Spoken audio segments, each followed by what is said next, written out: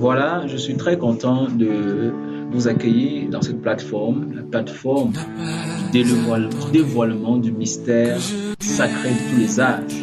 Nous sommes dans une saison très importante actuellement dans le monde entier où Dieu lui-même, le Père, est en train de renouveler toutes choses, est en train de susciter dans cette terre, n'est-ce pas, l'Église glorieuse. L'Église glorieuse, c'est le secret de ce plan-là que Dieu a toujours gardé, caché, qu'il est en train de dévoiler et de déployer maintenant par l'évangile du Fils. Nous nous rendons compte que de plus en plus les uns et les autres sont amenés dans l'expérience de ce que le Seigneur Jésus avait en plan, celle de nier toute l'humanité et de faire cette humanité, n'est-ce pas, son corps, afin que ce corps soit l'expression de sa gloire dans sa plénitude, dans leur nature, dans leur anthropologie en ce moment. Mesdames, Messieurs, c'est avec cette parole que je vous introduis dans le cadre de notre étude en Christ, dans le développement des deux mystères, le mystère de l'être en Christ et le mystère de l'être en Christ. Depuis, j'ai commencé avec vous une série très importante sur l'anthropologie biblique. L'anthropologie, c'est l'étude de l'homme. Et les questions qui sont attachées à cette étude, en fond, c'est qu'est-ce que l'homme? Qui est l'homme? D'où vient-il? Pourquoi l'homme a-t-il été créé? Quel est son but terrestre? Mesdames, Messieurs, ces questions résument donc ce qu'on appelle l'étude de l'homme. Et même dans l'étude de l'homme, il y a ce qu'on appelle la texture de l'homme, la nature de l'homme. L'homme est-il un animal? D'accord? Pour proposer la thèse de Darwin et toutes les autres thèses qui ont amené l'homme, qui ont amené à définir l'homme comme simplement un animal, pas très différent du singe, comme d'ailleurs c'est que l'on dit que l'homme est le cousin du singe. Nous voulons, explorer la Bible, qui est notre référence. Il y a tous les livres, mais nous on a choisi la Bible comme parole d'autorité, comme notre référence, en termes de, de l'information, voire opposer ou alors faire créer le débat. Qui a raison? Dieu ou l'homme? L'homme se définit comme étant un animal, mais Dieu dit qu'il est créé à son image. Qui a raison? Mesdames et messieurs, le débat est ouvert. Nous allons donc commencer avec vous ce mystère. Et je voudrais avant tout vous parler de quelque chose que la plupart des prédicateurs ou de toute personne ne sont pas encore parvenus à cette conclusion.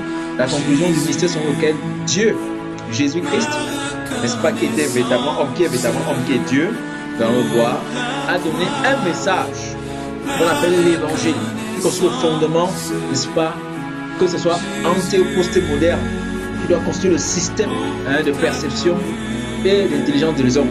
Mesdames, Messieurs, quand vous parvenez dans la zone en Christ, dans la sphère christique, c'est-à-dire que dans les épîtres pauliennes, il y a une doctrine, il y a des thèses, il y a des conclusions que Paul, n'est-ce pas, comme Sigmund Freud, comme la plupart, a déclaré qui sont fortes et qui ne peuvent laisser personne différent. C'est ce que nous allons consulter, mesdames, messieurs. Je ne sais pas si vous lisez vraiment la Bible comme moi, mais je ne suis pas resté différent. Et depuis plus de 20 ans, 15 ans, j'ai décidé de faire des études pour comprendre ces mystères.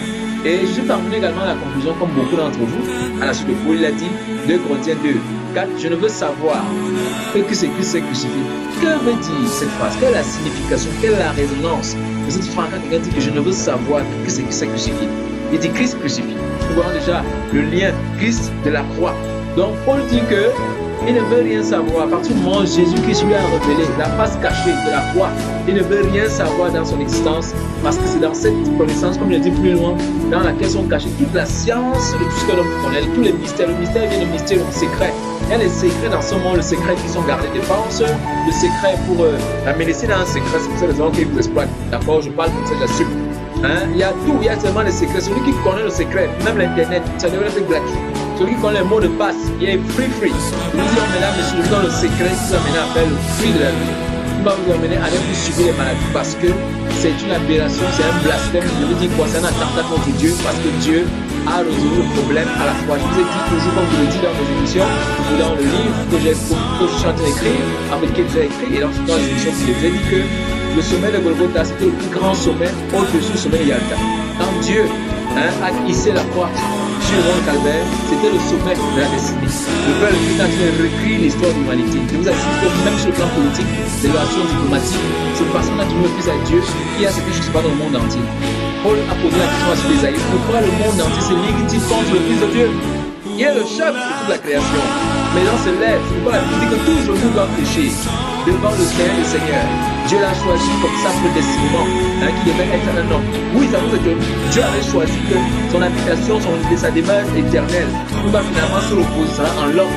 C'est pourquoi Dieu n'a jamais été à l'aise partout dans les temples qu'on a conçus parce qu'en fait, il n'avait jamais été conçu dans sa nature d'habiter ailleurs que dans, n'est-ce pas, la demeure faite de sa matière, l'esprit. Donc, l'homme a été créé pour être, n'est-ce pas, le tabernacle de Dieu. C'est ainsi que Paul parle de la demeure mutuelle. Christ est en nous, nous sommes en Christ. Mesdames, messieurs, c'est ça qu'il est question. Et nous allons donc aborder un mystère. Permettez-moi de vous lire quelques passages. 1 Corinthiens chapitre 2, versets 1 à 2. Pour moi, frère, lorsque je suis allé, comme je viens chez vous, au travers, n'est-ce pas, de ces médias, vous qui regarderez, vous qui ferez cela, je viens par ce média, je ne peux pas voyager dans le monde entier. Donc nous sommes bien heureux de savoir qu'à partir d'Internet et à partir des médias, ceci peut être écouté et sera écouté afin que votre conscience, dans votre subconscient, soit illuminée dans cette réalité de votre position en Christ et de votre identité en Christ. C'est-à-dire, nous parlons de l'anthropologie. Nous sommes en train de parler de la lignée de l'homme, la vraie généalogie de l'homme révélée enfin par l'Évangile. Mesdames, messieurs, nous parlons du mystère dévoilé enfin de l'identité de l'homme par rapport à ses origines qui sont en Christ. Éphésiens 2, verset 10 dit que nous avons été recréés en Christ. Et Paul place cette position, place cette expérience, place cette réalité avant la chute d'Adam. Ça veut dire que l'homme qui est maintenant manifesté a été créé en Dieu et manifesté par Jésus-Christ. Et entré dans ces réalités par la régénération, c'est un mystère. Nos vraies origines ne datent pas de la partie de ton père et ta mère ou d'Adam. Vous cherchez vos lignées. Oui, c'est vrai. Vous cherchez Moïse, Moses. Allez plus loin. Vous êtes à Adam, vous n'êtes pas encore arrivé. Adam a été créé par Jésus. Vous dites qu'Adam est Jésus. Jésus est celui qui a créé Adam. Révélation, tu attends ça. Donc toi qui insultes mon Jésus là, ne parle plus jamais. On ne doit plus parler de ton Jésus n'importe comment. Oh, est-ce qu'il va revenir? Il est Dieu. Il est ton créateur. C'est pourquoi j'ai le respect par rapport à ce qu'on. Vous ne pouvez pas adorer quelqu'un. Respecter quelqu'un si vous ne connaissez pas qui il est. Quand quelqu'un te demande de respect, il ne sait pas qui tu es.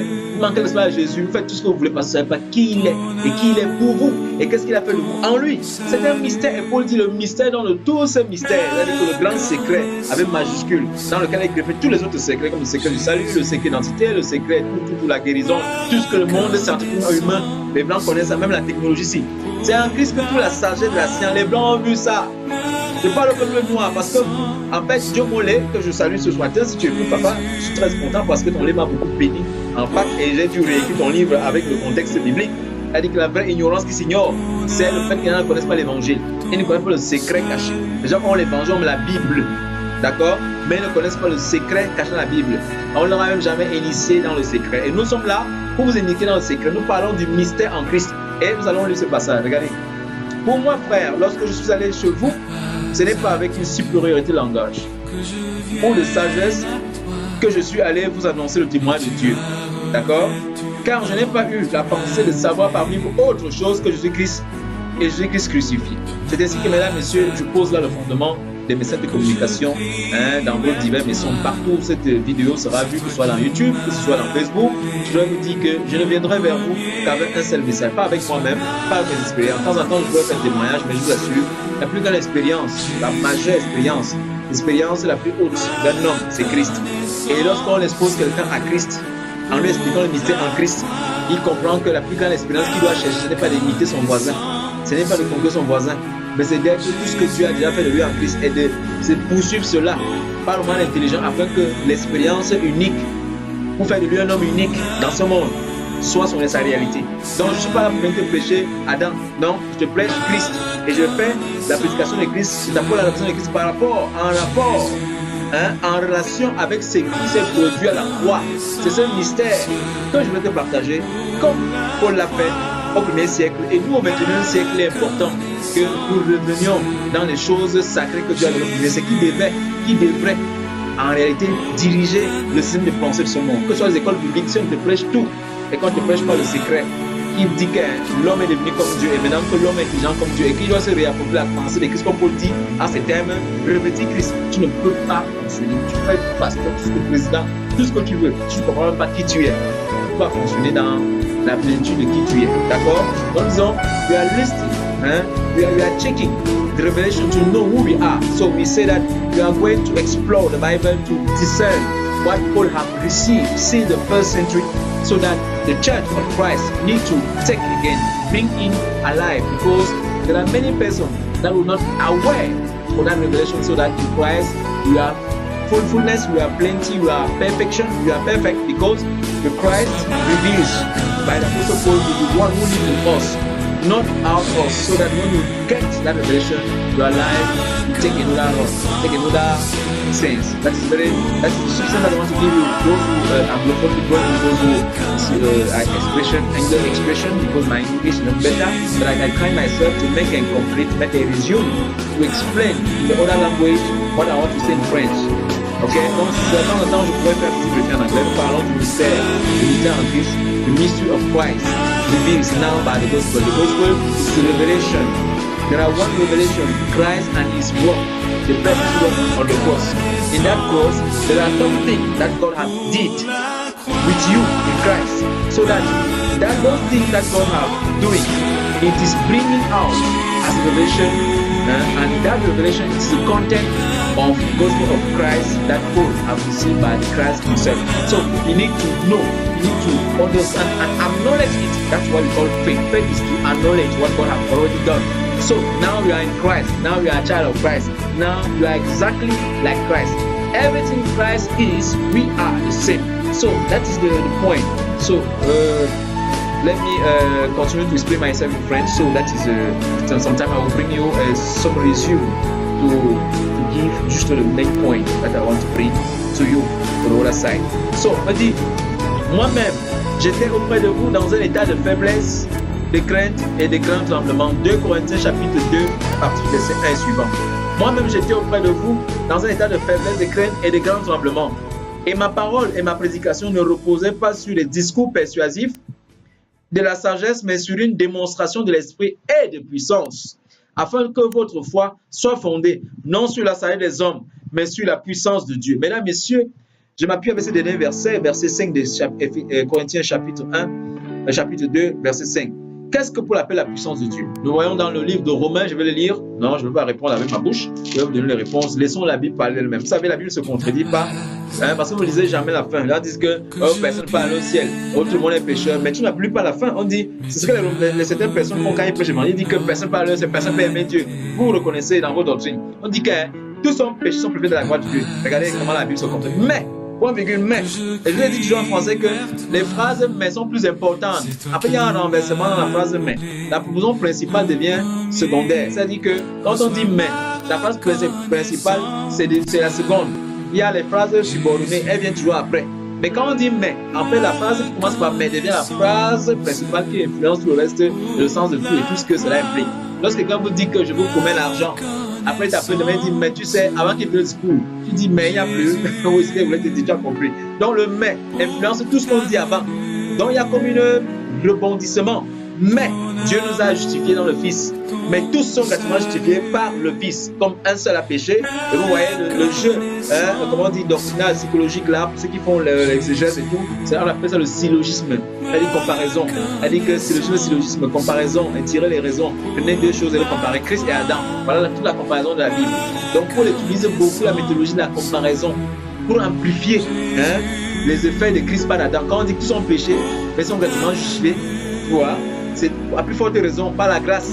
Donc on ne met pas, quand le discours est donné, on ne met pas, on n'est pas en train de dire de mettre l'accent sur Adam. On fait une comparaison pour chuter en montrant que si Adam a pu en causer tels effets, à plus forte raison, la résurrection de Jésus-Christ, mesdames et messieurs, qui est dans la prédication de Paul, qui est dans le fondement de l'expérience de notre salut consommé et de notre destinée, comment on dit, scellée. Mesdames et messieurs, la destinée de l'homme est la destinée de Jésus-Christ. Ce que nous sommes maintenant, c'est ce que Dieu a fait dans le Fils. L'élection du Fils et l'élection des hommes. C'est pas qu'on a élu après la mention du mort, on a élu tous les hommes dans le Fils. C'est la même manière que tous les hommes étaient condamnés par Adam. On a élu Adam pour multiplier la terre. On a élu Christ. Donc, c'est le système premier Adam, Adam second. Donc, Léopold premier, Léopold second. Mesdames et messieurs, il n'y a pas de troisième. Chaque fois qu'on dit en français second, il n'y a plus de troisième. Il n'y a pas de troisième Adam qui va revenir. Mesdames et messieurs, il n'y a que maintenant la nouvelle création.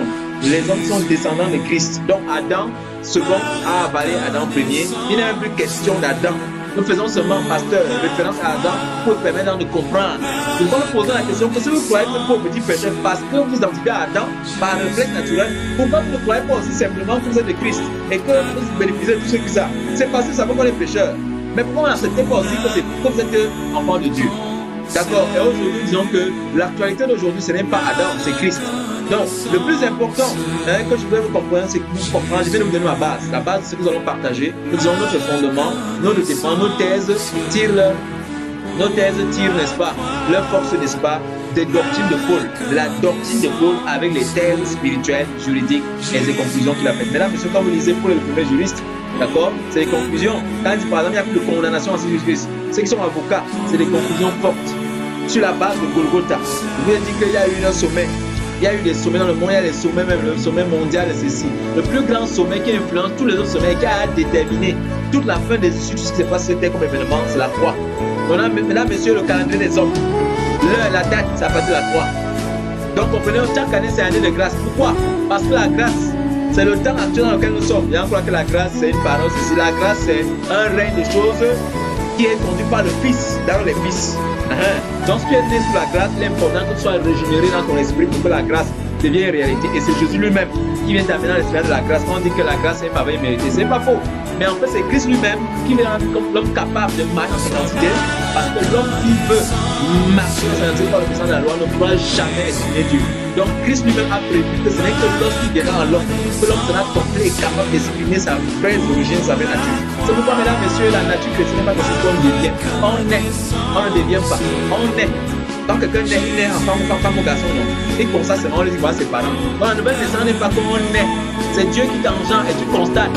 C'est pourquoi nous disons, nous avons démontré la résurrection de Jésus-Christ était notre première identité, mais en même temps notre canonisation.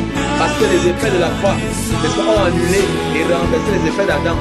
Adam a introduit dans l'esprit des hommes la mort spirituelle. C'est pourquoi des choses que quand quelqu'un essaye les conséquences seulement, il ne pouvait pas. Tout le monde naît en niveau sur le péché. Donc l'homme sait qu'il est péché. Oh, il faut changer ça, la socialité. Maintenant, ils ont créé la morale. Non, il ne faut pas voler, on a créé la loi pour essayer d'opprimer la nature du péché. Vous ne pouvez rien faire avec vos lois pénales et tout pour changer l'homme. Prêchez l'évangile, laissez-nous prêcher l'évangile, pasteur, cher président, cher, ministre de la justice. Et vous verrez, nous commençons même par vous dire que, je vous dis, je sais ce que j'assume, votre nature. Vous demandez aux gens de ne pas presser, mais vous êtes des voleurs. D'accord, je le dis comme ça. Parfois, il faut manquer un peu de respect. Vous le dites jusqu'à dit parce que vous punissez les gens, vous les menez à connaître. C'est bon, la loi est bonne. Je dis que je suis pour la loi. Si j'étais dans la police, je punirais les voleurs. Mais pendant qu'ils seront là-bas en cellule, je leur prêcherai l'évangile. Je leur parlerai de leur vraie nature. C'est la puissance de Dieu qui a été donnée dans l'évangile pour transformer l'homme dans ce monde ici. Va les transformer. Et les prisons vont se transformer en de lieux vraiment plaisants. Mais ça ne sert à rien. Plus là, il revient là-bas, il devient plus pire. C'est pourquoi nous disons que le secret de l'homme, de son émancipation de la liberté, se cache dans l'évangile. C'est pourquoi il disait que l'évangile, c'est quoi? C'est une puissance. Et Paul le décrit dans Romains 1, que je voulais qu'on lisons. Regardez ce qu'il dit et regardez ses effets. Alors, regardez ce qu'il fait. Regardez, je vais d'abord lire ceci. J'estime que les souffrances du temps présent ne sauraient être comparables à la gloire à venir qui sera révélée pour nous. Il y a une gloire qui va être révélée dans la vie des hommes. Les hommes sont la révélation, l'exhibition de la gloire de Dieu. Mais vous ne savez pas ça. D'accord? Il dit, aussi la création attend-elle avec un ardent désir la révélation des fils de Dieu. Les fils de Dieu, pas la révélation que toi tu as. Tu es la révélation, tu es Christ. Et Christ va se révéler avec toi. C'est pourquoi nous disons que le Fils est venu habiter dans les fils. Avant la croix, regardez bien, lisez bien la Bible. Je donne déjà un devoir. Avant la croix, tu ne vas voir nulle part. Dans les quatre évangiles, on appelle Jésus fils premier né de toute la création. On l'appelle le Fils unique. Fils unique, Fils unique. Mais après la croix, la mort de Jésus, la résurrection a changé même la façon qu'on voyait Jésus. Ça a changé, on l'appelle maintenant Fils premier né d'un grand nombre de frères. Avant la croix, il est le seul Fils unique de Dieu. Après la croix, il est le fils aîné de plusieurs grands frères. Wow! Révélation. Donc Jésus est venu fonder le plan caché, la famille de Dieu, susciter les fils de Dieu, dont lui était le saint, dont il était même le ventre de Dieu, dont il était enceinte. Jésus était enceinte de Dieu. C'est pourquoi on dit que quand la tête sort, le corps sort. C'est pourquoi si un homme naît de nouveau, vous ne pouvez pas naître ni entrer dans l'homme de Dieu. Dans Jean 3, allez lire les textes originaux, parce qu'on falsifie la Bible tous les jours. On parlait de la naissance, Jésus parlait de lui-même à Nicodème. Nicodème, si je nais de nouveau, vous ne pouvez pas naître de nouveau. Je sors d'abord. La tête sort et le corps. Si vous avez un bébé qui naît dans la tête tombe comme un ballon.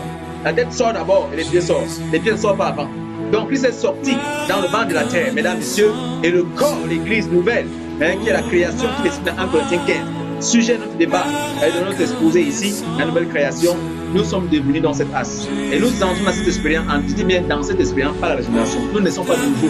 Nous sommes nés dans le monde spirituel. Nous sommes nés dans la grâce, mais on a nous entretenu dans la religion. C'est pourquoi quand on vient nous annoncer que nous étions saints, ça sonne un peu bizarre parce que longtemps on nous a entraînés pour petits pécheurs. Le discours d'Adam, parce qu'on nous a ramenés dans nos religions chapelles. Dans nos chapelles, Adam, on nous a prêché le purgatoire, on nous a prêché la résurrection, on nous a prêché la canonisation. On a cru que nous étions pécheurs. Mais aujourd'hui, quand tu arrives dans la sphère de Paul, Paul te dit les choses sans tourner long. Il dit que tu es saint. Et regardez, Paul dit que son message est destiné aux païens. Pas aux grecs, pas aux juifs, mais aux païens et aux juifs, à toute l'humanité. Donc quand il vient vers un musulman, il dit que mon frère, tu es mon frère. Comment ça, je suis ton frère? Moi, je suis le Bouddha. Il dit non, tu n'as pas compris le mystère de l'engendrement, de la création de l'homme, de tous les hommes dans un homme. Il y a une tête que Dieu a choisie pour multiplier les hommes. Dieu, comme ça, Dieu crée. Dieu commence par un et il multiplie, il ne vient pas, il crée un homme par lequel il multiplie le modèle. Pourquoi on dit que c'est un modèle? Pas dans le sens qu'on limite. Le modèle dit que le moule, voilà la vraie définition en grec, le moule, par lequel Dieu a mis sa sémence. Il a sorti par rapport les moules. C'est pourquoi par l'évangile maintenant, la race de Dieu est régénérée sur cette terre. Et le monde donc attend avec un ardent désir la manifestation des fils. Mais maintenant, vous êtes régénérés. Si vous n'avez pas la pensée de Christ, il sera difficile que l'homme en Christ que vous êtes soit révélé. Vous avez raison que l'évangile a été donné en termes d'instruction pour qu'on enseigne. C'est pourquoi je vais dire le mot initiation. On initie les hommes dans le mystère en Christ. Et quand l'église sera donc jamais enseignée à Christ, mais toujours en Adam, à Lazare, à Cécile, vous n'allez jamais, vous allez mourir sans avoir jamais expérimenté le 1,5% de votre destinée qui commence d'abord à savoir qui vous êtes en Christ et de comprendre ce que veut dire être en Christ. Mesdames, messieurs, c'est les questions. Et nous voulons partager donc avec vous au travers de ces médias. Nous pensons qu'il était temps, mesdames, messieurs, au Cameroun et partout ailleurs, nous comprenons ce mystère caché. On voulait qu'on lise, on ne lise pas. On a même dit quelque part que lire la Bible va nous rendre fous. Non, lire la Bible nous rend très intelligents et très éveillés. Mais nous comprenons maintenant le jeu qui se passe dans le monde, parmi lesquels la religion est l'un des jeux les plus dangereux.